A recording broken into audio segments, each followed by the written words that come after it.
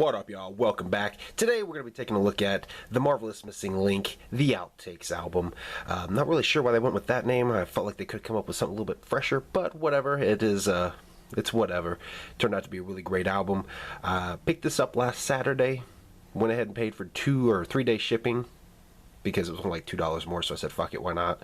So I got this shit Wednesday. Wasn't able to listen to it until Thursday morning, actually Thursday around noon at work. Listened to it 2 times Thursday, listened to it 2 times yesterday, and listened to it again this morning. So I feel like I'm ready to go ahead and drop a review on this. It's a little preemptive. I like to give it a little more listen than that.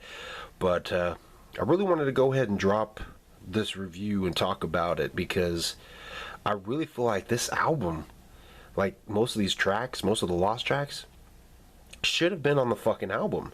So with all that jibber jabber out of the way, let's go ahead and jump right into this. That is the front. Not a big fan of the art. I feel like they should have done something more with the missing link. Of course, there's a little silhouette in the background there. I feel like they could have done something a little bit different, but you know, they're the ones in charge, so they decide that. This is the back right here. One other thing I did want to talk about, when Faygolevers revealed this image, they said something about it was supposed to be like a throwback to a 70s album. Not sure, so if you know about that, drop it in the comments. I would love to know what it is. I just haven't gone and done the research. I'm being lazy, so I'm gonna let you guys do that for me, just to you know, interact with me a little bit.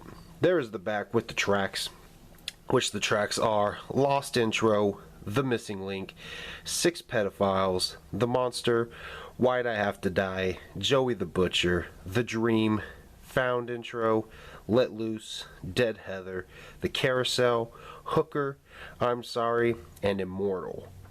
Now, my favorite tracks on this, like I said, I feel like basically every single one of the Lost tracks should have and could have been on Lost.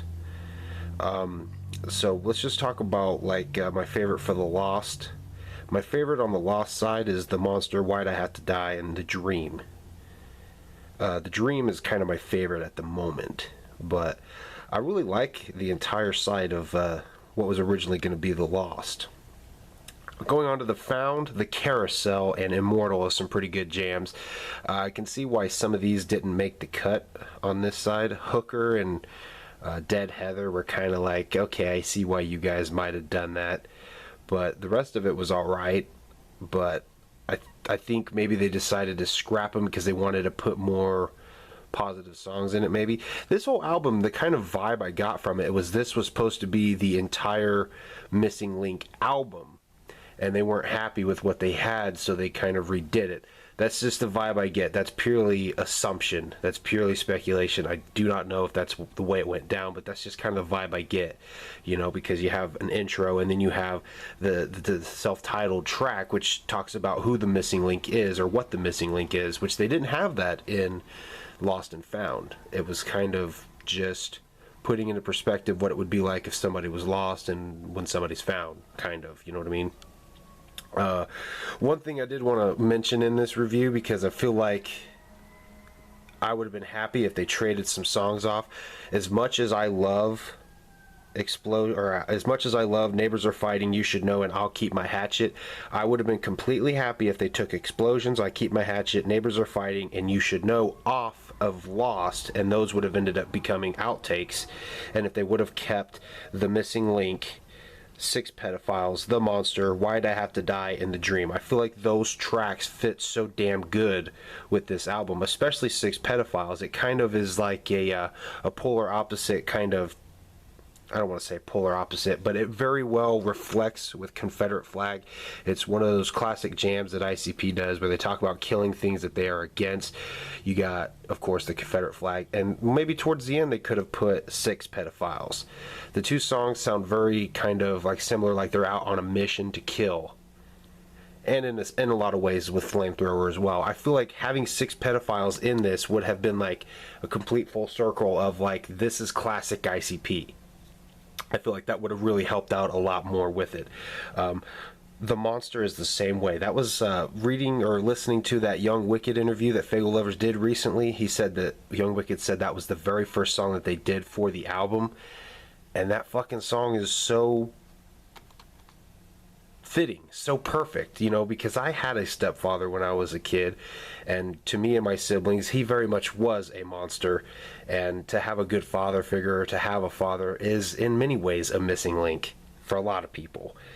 So, and then doing the same thing with Found. Really, if they would have just took Dreams of Grandeur out and put the carousel in, I feel like the carousel would have complemented Lost at the Carnival very well, because it has a very similar kind of dark carnival story to it. The carousel is a carousel that appears in the middle of the night.